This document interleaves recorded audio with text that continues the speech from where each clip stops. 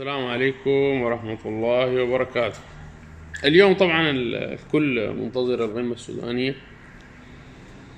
وإن شاء الله تكون قمة، بمعنى يعني تكون قمة يعني زي القمة السعودية بين النصر والهلال، وزي القمة المصرية بين الأهلي والزمالك، وزي القمة القطرية بين السد والدحيل، وزي قمة كلاسيكو برشلونة والريال. يعني لما نسمع قمة سودانية المفروض تكون الناس جاية الآن من كأس العالم وحضرت عيونهم ملانة، يعني استمتاع ومتعة وكورة وأهداف وجمهور وتنظيم وكل حاجة. يعني أنا أتوقع يعني لو الكورة السودانية دي بالمستوى ده بعد فترة 3 4 سنة ما بتلقى واحد بيشجع، لأن شاهد الآن عيونهم ملانة، شاهدوا أجمل كور، شاهدوا أجمل أهداف، شاهدوا أجمل تشجيع، شاهدوا أجمل تنظيم. يعني الآن نحن اللي بنشجع الكورة بنشاهد القمة السودانية بس عشان لأنه يعني بلدك وكذا من ناحية دي، لكن من ناحية بتاعت متعة واستمتاع خلاص يعني الناس عينهم ملان. يا لعيبة يا تبقوا يعني لعيبة تقدروا تلعبوا كورتكم. حتى نحن في لعيبة في القمة دي حتى أبجد الكورة ما حتى الكنترول ده ما بيعرف يستلم. تمام. رسالتي لكم يعني يا تكون قمة سودانية، حتى قال لها الكورة البسيطة الجميلة الحلوة الموت، بدون تشنجات، بدون انفعالات، بدون ليكم انتوا، لأن المستقبل الشباب ده ما يقبلوا إلا بكورة حديثة، إلا بكورة جميلة، إلا بكورة تليق بذوقهم. يعني الآن الناس استمتعوا بكأس العالم، شاهدوا. خير مثال شوف في شيء جاي من نواف، في شيء جاي من نواف، في شيء جاي من نواف، في شيء جاي من نواف، في شيء جاي من نواف، في شيء جاي من نواف.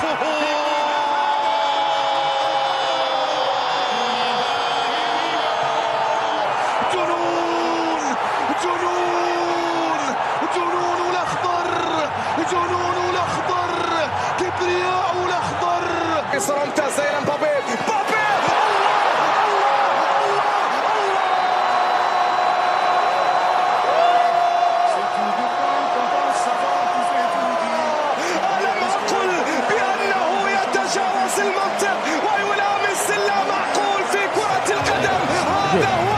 دي الأهداف والمتعة والناس مستمتعوا بيها. يا ناس ميريك والله ناس نيمير أسامي ما شاء الله كلها ما أعرف يا تلعب كورة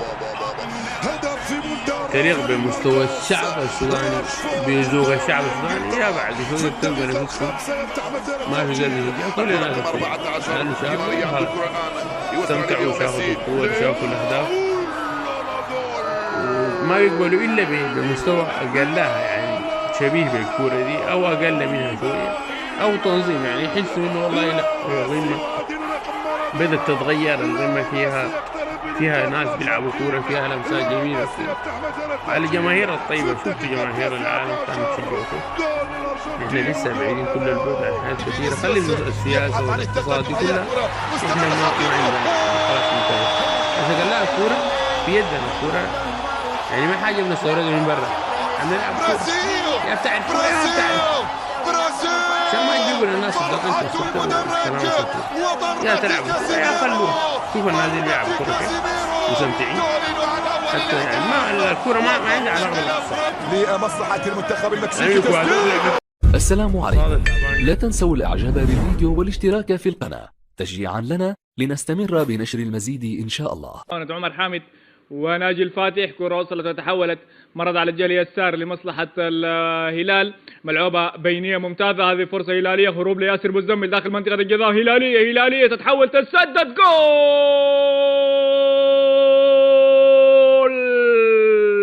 نعم، يسجل الهلال أول أهداف هذه المباراة عن طريق الجولدن بوي محمد عبد الرحمن، مستفيد من تمريرة النزل إلى أرضية الميدان ياسر مزمل، ويضع كرة في المرمى لم يشاهدها الحارس منجد النيل إلا وهي تغني وترقص طربا في مرمى المريخ. هدف أول لمصلحة فريق الهلال، ويحتفي محمد عبد الرحمن في البياجو التي تتواجد في أرضية الميدان بطريقة جميلة. سجل أول أهداف هذه المباراة، رفض الاحتفال في البداية ولكن احتفل على طريقته داخل الركشة. شاهد في الإعادة، وفي الإعادة إفادة، عدى ومر وفات، سريع وخطير ومكير. هيأ كرة على طبق من ذهب، على طبق من الماس.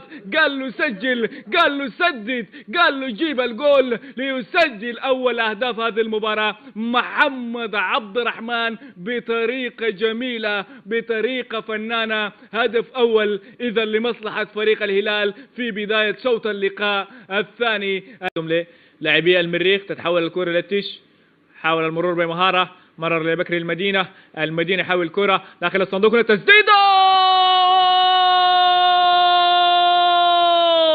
يا ود يا عجيب، يا ود يا جميل، يا ود يا مبدع. محمد هاشم التكت يسجل هدف التعادل لمصلحة فريق المريخ. جول مريخي يعدل به النتيجة في الكرة الماضية. ها هو الديربي كما عهدناه، وهي الفرص تأتي تباعا في شوط اللقاء الثاني. التكت مستغل تمريرة بكر المدينة بنفس وضعية الهدف الأول للهلال. يأتي المريخ ولكن من زاوية مغايرة بشكل مختلف قليلا. يسجل اللاعب محمد هاشم التكت الهدف التعادل لفريق المريخ. وضع الكرة في المرمى على يسار أبو عشرين الذي تحسر على إبعاد الكرة الماضية، وكانت الفرحة موجودة هدف لهدف. الآن القمة تشتعل، الديربي يشتعل داخل أرضية الميدان. تقدم الهلال عن طريق محمد عبد الرحمن، وعاد محمد هاشم التكت وسجل التعادل للمريخ وسط فرحة موجودة من جانب اللاعبين. 2002 حسم المريخ كان لقب البطولة قبل 3 جولات. كرة لأباذر عبد المنعم، تتحول لنصر الدين الشغيل، مرت لأباذر من جديد مع فارس عبد الله. فارس وأباذر، كرة ملعوبة على الجهة اليسار، يتقدم فارس يفتح مساحة لنفسه لكن عبد الرحمن كورونجو يعود فارس بالكرة من جديد. يمر الكرة ممتازة لمصلحة فريق الهلال، ملعوبة الآن داخل الصندوق. هلالية هذه معكوسة راسية، جول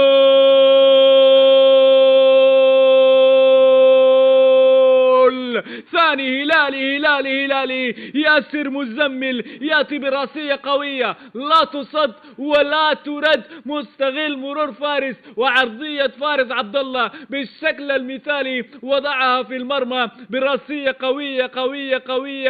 قوية داخل الشباك المريخية. ياسر مزمل يسجل ثاني الأهداف ويتقدم مجددا لفريق الهلال، وأكيد يشكر الله على هذا الهدف. شاهد في الإعادة، الكرة ملعوبة من صلاح ونصر الدين الشغيل لفارس عبد الله بالمسطرة بالقلم بكل أدوات القياس، حول كرة عرضية السلام من جانب نصر الدين الشغيل، وضع كرة فنان للاعب فنان للاعب أكثر إبداعا داخل منطقة الجزاء. شاهد العرضية والراسية، ارتقى عاليا وأرسل كرة راسية قوية كانت في المرمى، أعلنت ميلاد ثاني أهداف هذه المباراة لمصلحة فريق الهلال. ياسر الحاسم يسجل براسية في شباك فريق المريخ بعد أن صنع الهدف الأول، عاد وسجل.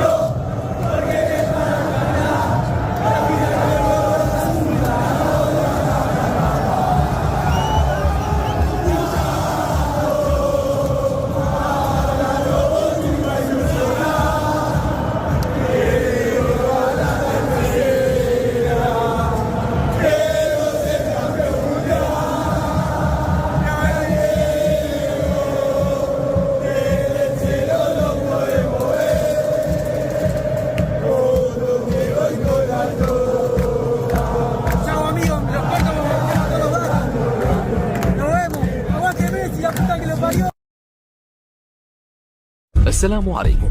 لا تنسوا الاعجاب بالفيديو والاشتراك في القناة تشجيعا لنا لنستمر بنشر المزيد ان شاء الله. عمر حامد وناجي الفاتح، كرة وصلت وتحولت، مرت على الجهة اليسار لمصلحة الهلال، ملعوبة بينية ممتازة، هذه فرصة هلالية، هروب لياسر مزمل داخل منطقة الجزاء، هلالية تتحول، تسدد، جول! نعم، يسجل الهلال أول أهداف هذه المباراة عن طريق الجولدن بوي محمد عبد الرحمن، مستفيد من تمريرة النزل إلى أرضية الميدان ياسر مزمل، ويضع كرة في المرمى لم يشاهدها الحارس منجد النيل إلا وهي تغني وترقص طربا في مرمى المريخ. هدف أول لمصلحة فريق الهلال، ويحتفي محمد عبد الرحمن في البياجو التي تتواجد في أرضية الميدان بطريقة جميلة. سجل أول أهداف هذه المباراة، رفض الاحتفال في البداية ولكن احتفل على طريقته داخل الركشة. شاهد في الإعادة، وفي الإعادة إفادة، عدى ومر وفات، سريع وخطير ومكير، هيأ كرة على طبق من ذهب، على طبق من الماس، قال له سجل، قال له سدد، قال له جيب الجول ليسجل أول أهداف هذه المباراة محمد عبد الرحمن بطريقة جميلة، بطريقة فنانة. هدف أول إذا لمصلحة فريق الهلال في بداية شوط اللقاء الثاني. لاعبي المريخ، تتحول الكرة للتش، حاول المرور بمهارة، مرر لبكري المدينة يحاول الكرة داخل الصندوق، التسديدة، يا ود يا عجيب، يا ود يا جميل، يا ود يا مبدع، محمد هاشم التكت يسجل هدف التعادل لمصلحة فريق المريخ. جول مريخي يعدل به النتيجة في الكرة الماضية. ها هو الديربي كما عهدناه، وهي الفرص تأتي تباعا في شوط اللقاء الثاني. التكت مستغل تمريرة بكر المدينة بنفس وضعية الهدف الأول للهلال، يأتي المريخ ولكن من زاوية مغايرة بشكل مختلف قليلا. يسجل اللاعب محمد هاشم التكت الهدف التعادل لفريق المريخ، وضع الكرة في المرمى على يسار أبو عشرين الذي تحسر على إبعاد الكرة الماضية، وكانت الفرحة موجودة هدف لهدف. الآن القمة تشتعل، الديربي يشتعل داخل أرضية الميدان. تقدم الهلال عن طريق محمد عبد الرحمن، وعاد محمد هاشم التكت وسجل التعادل للمريخ، وسط فرحة موجودة من جانب اللاعبين. 2002 حسم المريخ كان لقب البطولة قبل 3 جولات. كرة لأباذر عبد المنعم، تتحول لنصر الدين الشغيل، مرت لأباذر من جديد مع فارس عبد الله، فارس وأباذر، كرة ملعوبة على الجهة اليسار، يتقدم فارس يفتح مساحة لنفسه لكن عبد الرحمن كورونجو يعود فارس بالكرة من جديد، يمر الكرة ممتازة لمصلحة فريق الهلال، ملعوبة الآن داخل الصندوق، هلالية هذه معكوسة راسية، جول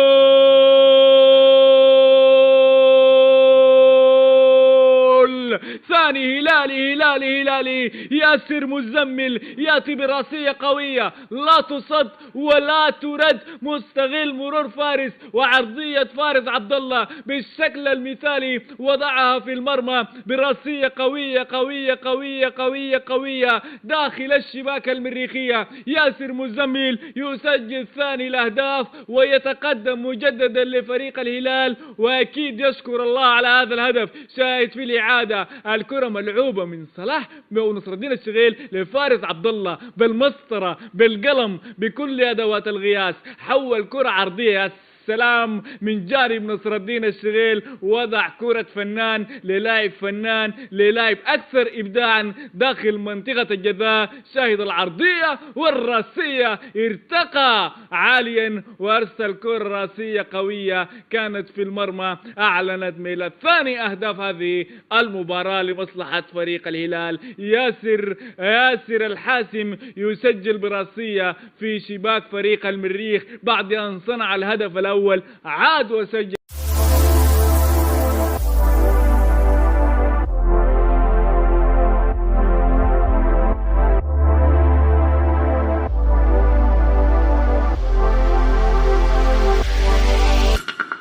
هذه هذه الكرة، وهو لاعب معروف بتسجيل الأهداف من مثل هذه المناطق، لاعب صاحب قدم قوية ولاعب فنان يجيد وضع الكرات في الزوايا الصعبة. هل نشهد أول أهداف المباراة بعد مرور 24 دقيقة أم لا؟ غاندي كاسيلو وهيثم مصطفى، يتقدم غاندي في المرمى، جول!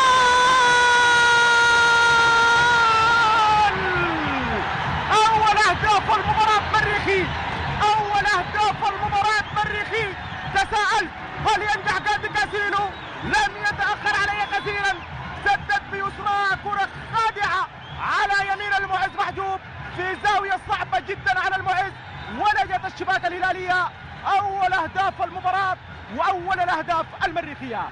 المحترف الغاني غاندي كاسيلو ينجح في كسر تعادل المباراة بعد مرور 24 دقيقة لعب من عمر الشوط الأول بوضع كرة يسارية على يمين المعز محجوب في زاوية صعبة جدا على المعز محجوب. أعلنت عن مولد أول الأهداف. هنالك احتجاج هلالي لا أدري، ولكن احتجاج كبير من لاعبي الهلال على حكم المباراة، والحكم وديد الفاتح يشير إلى أول أهداف المريخ ليستأنف اللعب من على وسط الملعب، وفرحة جماهيرية كبيرة على المدرجات المريخية بالتأكيد بعد هدف المحترف الغاني غاندي كاسيلو. شوف وضع الكرة كاسيلو خطيرة، كانت خادعة كما ذكرت، يجيد وضع الكرات في الزوايا الصعبة لحراس المرمى، ونجح الغاني غاندي كاسيلو في مباغتة المعز محجوب. وأحمد موجود، تتلعب الكرة داخل منطقة الجزاء، محاولة راسية، جول!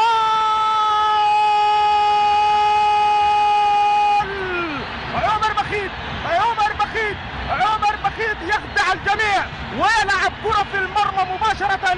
أعلنت عن مولد هدف التعادل الهلالي من لعبة خادعة اتنفذت مباشرة في المرمى من عمر بخيت، وقف الجميع ينظر لها وهي تعانق شباك عصام الحضري.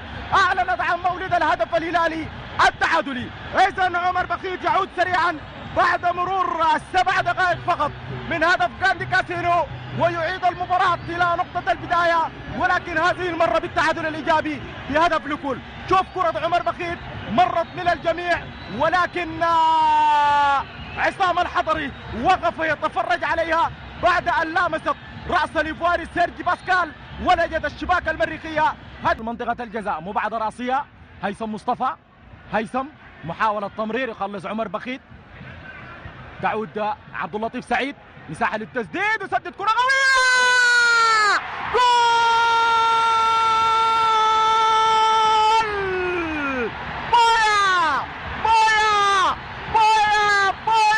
بويا عبد اللطيف سعيد يطلق صاروخ أرض على يسار عصام الحضري، فجر كل الأفراح الهلالية في الشباك المريخية في الدقيقة 42 من عمر المباراة ومن عمر الشوط الأول. شوف عبد اللطيف سعيد بيسرى قوية على يسار عصام الحضري. أعلنت عن مولد ثاني أهداف الهلال في ديربي أم درمان، ديربي الممتاز، ديربي سوداني. عبد اللطيف سعيد يخرج لسان والعكس داخل منطقة الجزاء، باسكال يخلص، خط هلالي كبير تعود لكاريكا ومحاولة مرور من أحمد الباشا، والعكس داخل منطقة الجزاء، جول! بشا يطلق رصاصة الرحمة من شباك عصام الحضري بعد سيناريو هلالي رهيب بدأه نزار حامد وسط الملعب، وفاصل المراوغ الرائع والممتاز لعلادين يوسف، واكمل كاريكا اللوحة وبصم بشا بالكرة على الشباك المريخية.